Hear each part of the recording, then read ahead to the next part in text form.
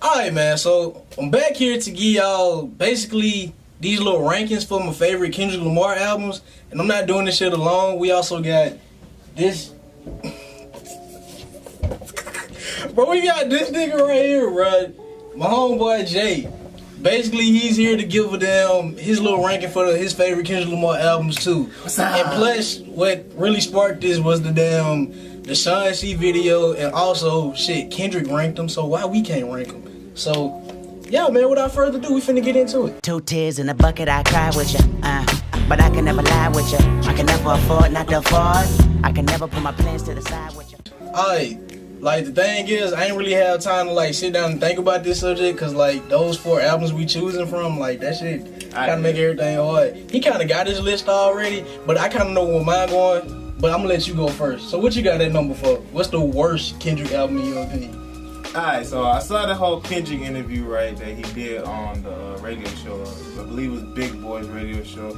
And at first, the way they had it said originally, I was like, okay, I see. And then when he really said what his best album was, I was kind of like, nah. But I kind of see where he was coming from once he explained himself. But if me personally, I was ranking his album, I'll put at number 4.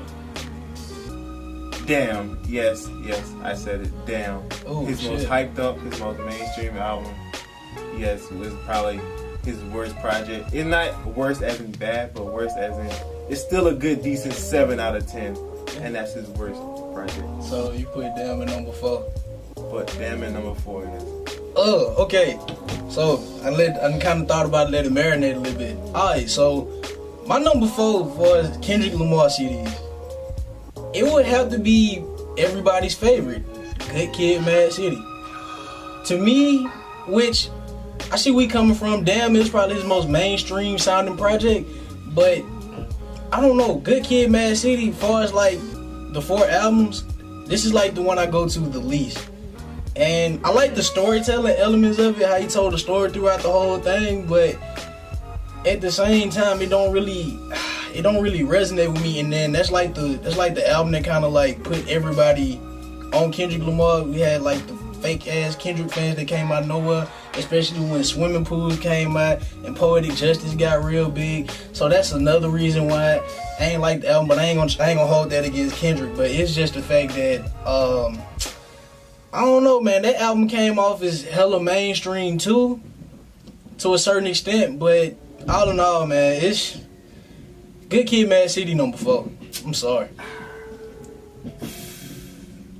I see. That's just me. You need your license revoked. What the fuck, man? This is opinionated, so yo, this is Tyler.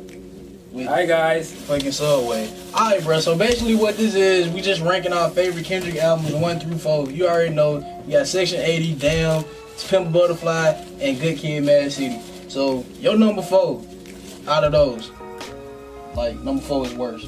Number 4 is worse. I have to say, Damn. Okay. But why? Why would you, why would you say Damn like the worst one? Well, I like the old Kendrick. That's what I'm used to listening to. And it's like it was original. No one else sounded like that. I mean, no one else doesn't sound like him now either. But that's just what I'm used to listening to. Damn is more of a hype album because he has a bigger fan base now than he used to. Yeah. Okay. I feel like no matter what Kendrick Lamar does, he's still gonna sound like his own self, like his own original self. He just does it better than his contemporaries. Alright, so what's your number 3 is, man? My number 3 would have to be, if I'm going by my personal tastes and favorites, to be Good Kid, Mad City. I love the album when it first came out. Still love it to this day. I go back to it from time to time. Same. It's a very good introduction to Kendrick Lamar to the world. He's very honest on that album. He told his story, and it was a great concept, great production. But as far as me personally liking that album, I feel as though that Section 80 was a little bit better in the sense what I'll explain later coming up next. But Good Kid, Mad City will probably be my 3rd favorite Kendrick album. Alright, so my 3rd favorite album, which I don't know, it was kind of hard for me to pick a number 3 because I'm kind of thinking on the fly, but it's gonna be Damn. It's gonna be Damn. I like everything about Damn. I like the whole CD. Maybe like I don't know, as far as like ranking it, maybe I need to give it a little more time or whatever. But right now it's number 3. I like the whole CD. I like the concept of it. He went back, which this is probably his most mainstream CD to date.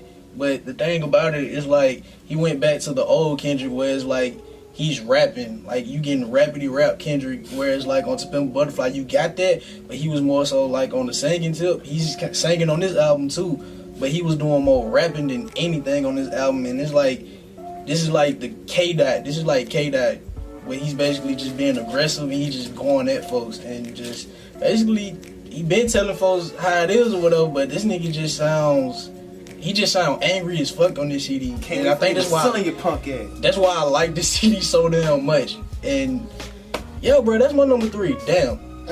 So what's your number 3? I might have to agree with Jay. My number 3 is To Pimp a Butterfly. I mean, it was a good album. I mean, that Pimp a Butterfly, Good Kid, Mad City. I was like, what? Yeah, Good Kid, Mad City. It was a original tape. Came out when we was in high school. And no one else in high school was on that except us and a couple others. So number 2, Section 80. This is back when I was first introduced to Kendrick. That's back when Kendrick was at his most rawest, most hungriest. Is rawest even a word? But I felt like there was just this energy just throughout the tracks, the beat selection, just the message behind them, what he was saying. Spiteful Chant being one of my favorite tracks on the whole album. Just the chorus and the hook. I know a lot of smile in my face, but let me stop. I can sing the whole song I want to. Niggas acting like hoes. Come on, bro. Keisha, I can go on for days, but yeah. Keisha's song, that's like the equivalent to fucking Brenda's Not a Baby. True that. Yeah. But yeah, Section 80 was definitely to me was probably one of Kendrick's most, I'll have to say, ambitious piece of work, because he was just kind of, and he said it in the interview, he was just doing what he wanted to do and what felt natural to him. So Section 80 was number 2.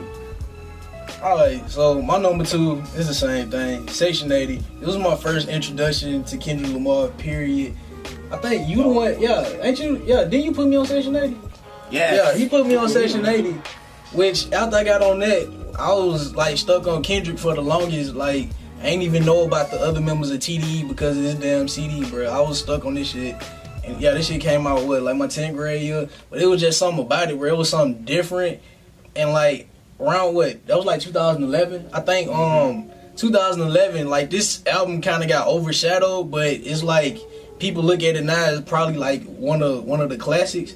But around there, I think Watch the Throne came out, Take Care came out, The Carter 4 came out, bro. It's just J. Cole debuted. Yeah, J. Cole debuted his project, but Section 80 was one of them albums that got overshadowed by more mainstream artists or whatever. But yeah, man, Section 80, I feel like this was when he was basically at his purest, kind of still like in that overly dedicated kind of on stage.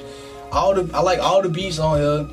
Rigor Mortis is probably still my favorite song on here to date. I know the song by heart. I just can't muster up enough breath to finish the shit entirely. Hashtag Rigor Mortis challenge. Exactly, but yeah, man, I had no problem with Section 80 at all. Like, I used to listen to that shit daily, going to school, leaving school. Section 80 became part of my life at one point. But yes, man, Section 80 is my number 2. What's your number 2? My number 2 has to be To Pimp a Butterfly. That's my number 2. Alright. It was just something. It brought the funk back, and I felt like it inspired Childish Gambino's new album. That's what I get the vibe from it. I can't even argue with that. But it's something I can play around my family and my parents and still like be respectful. It's like he said respectful. Because I mean he go off in it, but it's not like he just like boosted a whippy or something. See, man, they actually know what he talking about because they went through it too. I don't know, bro. It's like old people have a hard time trying to keep up with with this new generation of artists. They just be rapping all fast and stuff. Baby, what did you say? Like that what they be saying, bro. But I feel where you coming from. I feel it. Yeah, some old people don't fuck with Kendrick. Don't show your dad say you don't fuck with Kendrick. At all. Man, we tried. We gonna talk about that in the end, bro. But yeah, if you had to choose, so like, well, we already know what your number one is. Explain. My number one is the Kendrick Lamar EP. I'm just playing. It's the Pimp a Butterfly, of course. Man, look, when this album first came out, I didn't know what to expect. Shout out to FIFA. But to be honest, when I first heard the album, I didn't really like it at first, like at all. And I was kind of like, what is this? Kendrick Lamar is finna go through this whole sophomore slump thing, and I was like, no, what you doing, K-Dot? But I know I gave the album a little breather, went back and listened to it for a second time, started to grow on me. 2 weeks later, I'm listening to it every day. This album was very, I don't know how to put it, I don't know how to say ambitious, it was very different. He took a lot of risk with this album and his sound. He did lose a lot of fans with this one, I'm not gonna lie, so of course this album was a big risk, but it also gave him very critical acclaim. I mean, his album is probably one of the highest ranking hip-hop albums on Metacritic to this date. No album has surpassed it yet. I think Damn surpassed it.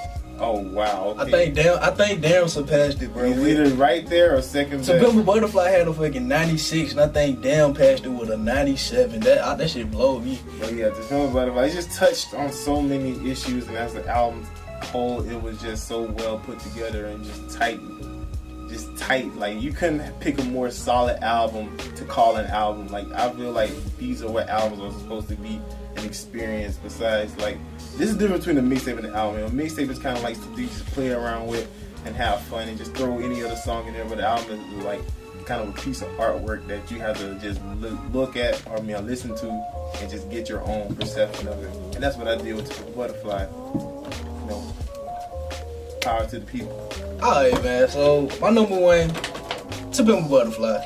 To Pimp a Butterfly. Honestly, I was scared to listen to it because I was scared he was gonna do the sophomore slump thing too.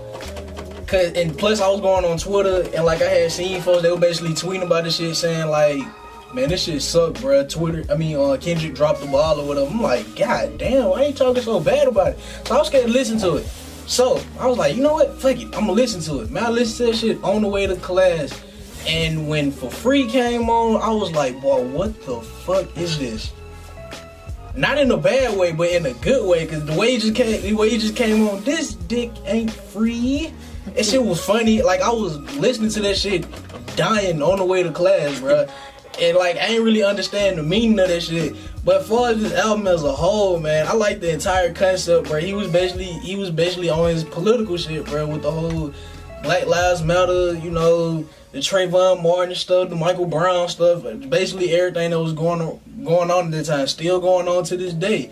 But as far as the production on here was A1. He basically brought back the funk, which that's what the chorus said on damn King Kunta. He brought back the funk, and I feel like he said, this shit influenced like a lot of albums that came out recently, like what's that underrated ass CD that came out last year? That Mac Miller CD, Divine Feminine. I feel like it had a damn impact on that. That Childish Gambino CD that came out. I think it's another CD that was doing the funk shit, bro. Funk inspired. Yeah, bro. Like Kendrick, I feel like Kendrick basically brought the funk inspired shit back, and like, I kind of feel like I don't know, he was like in this little G-Funk, he had this little G-Funk thing going on where he was probably listening to like old West Coast music, or whatever, trying to get some type of influence from it. Very West Coast inspired. It was real West Coast inspired, but Snoop singles he dropped that year too. Oh yeah, and yeah, like he said, man, like the singles that he dropped that year, like when I came out,